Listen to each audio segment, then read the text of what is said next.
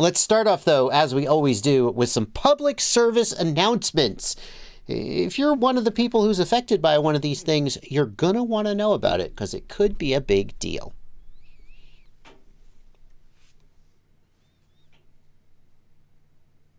All right.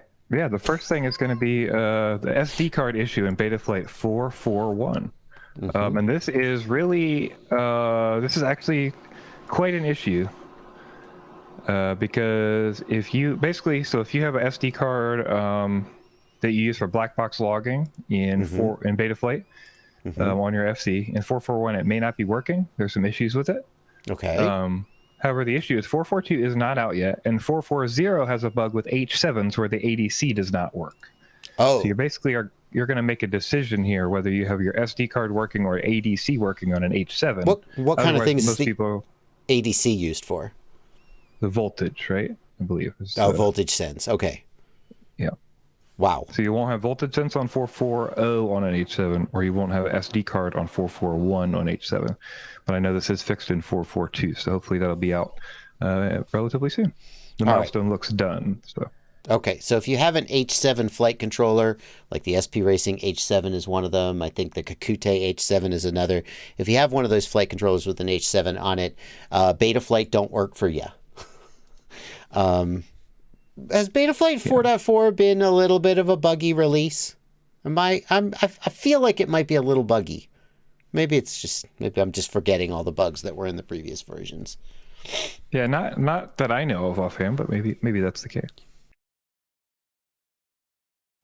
And we have one other PSA today. I'm gonna sneeze. Yeah. And the other PSA is that we've talked about the Radiomaster issue with the XT30 port a couple times now. Basically, if you plug your Radiomaster Ranger Micro or Nano, the ones that are not the fancy one with the screen, and with an XT30 battery, you will fry your radio. They have released some information to let you know if you pick one of these up and you were wondering if you're affected.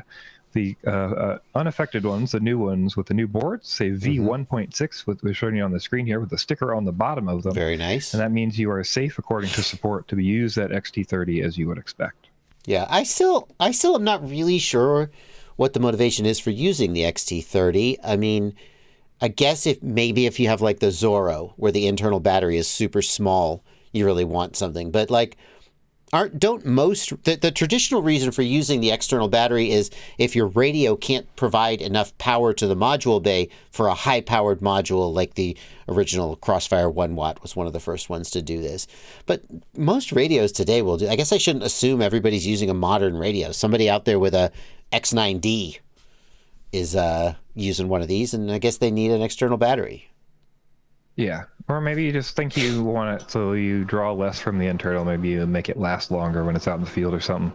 Yeah. And maybe you made that mistake in Friday radio. So hopefully you get that figured out. We talked before about they're working on getting those boards out. I believe I heard Pyrodrone got a shipment of those boards in, and they're distributing them. Those are going around. The other thing we've got to show you is, maybe you can take advantage of the situation if you did get affected.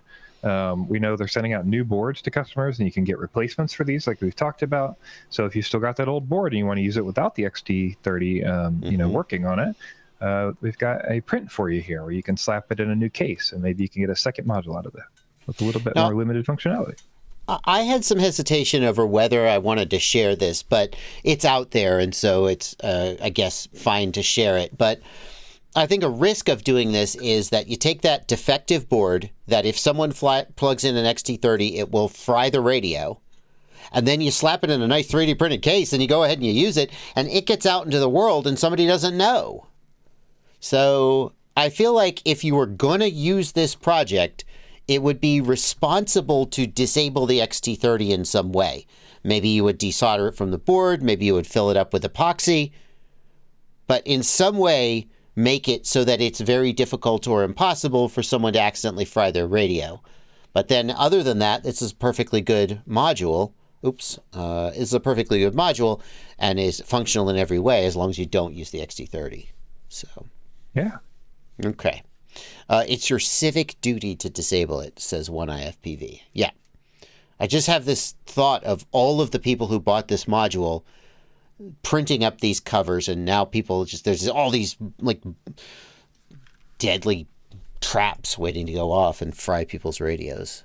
Radiomaster going to get blamed for it. Hopefully not. Hopefully not.